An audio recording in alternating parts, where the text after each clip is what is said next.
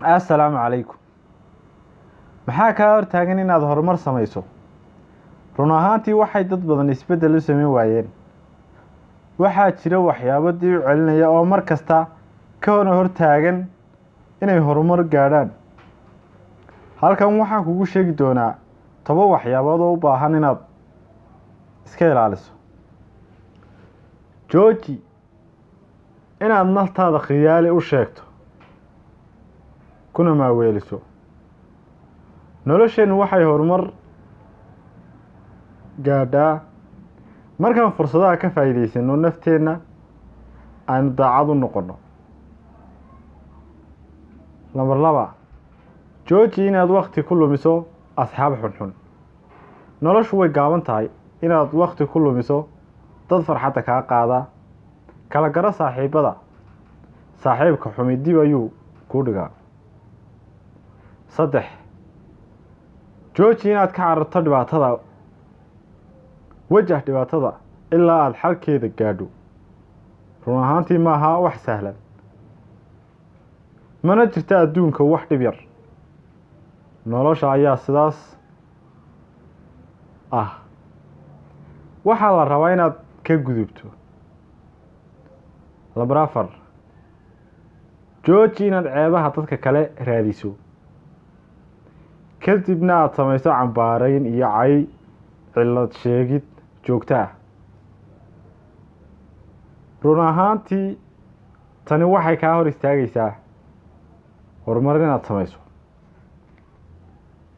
5, jooji inaad xaasid noqoto. xaasidnimadu waa inaad xisaabiso waxyaabo qof kale ilaahay uu siiyey aadna ka xun tahay inta taada xisaabin lahayd. 6, jooji caajiska wahsiga inaad iska fadhido naftood siiso firaaqo ay iskaga fadhido. hawl kuu taalana ay ku bannaan tahay ood ka wahsato waxay ku horseedaa burbur iyo fasahaad. ku mashquuli naftaada shaqo iyo wax akhri samaynta waxyaalo faa'iido leh naftaada.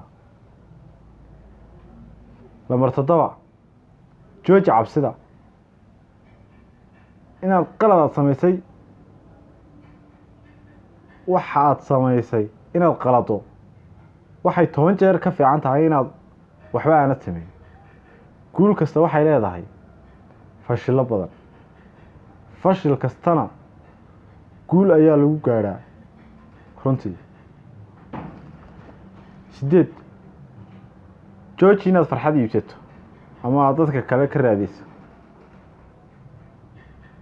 haddii aadan ku faraxsanayn qofka aad tahay iyo waxaad haysato ma jirto cid kale oo farxad ku siinaysa. Number 9, inaad ku noolaato xusuusihii aad soo martay. wixii hore u dhacay waa taariikh weligeedna ma soo laabanayso.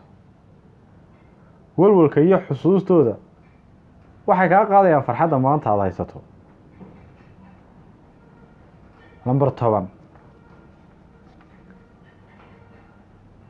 inaad mashquul ku noqoto naftaada maskaxdaadana aad ku daaliso. ma qurux badanahay yaa wax iga sheegay ood faanto faan badan aad naftaada ku maaweeliso. sawiradaad maalin kasta galayso eed isleedahay qurux badan tahay talo maxan waxyaalahaas waxay dhaawac u geysanayaan maskaxdaada. waxayna ka hor istaagayaan waxyaalo aad samayn lahayd horumar aad ku samayn lahayd.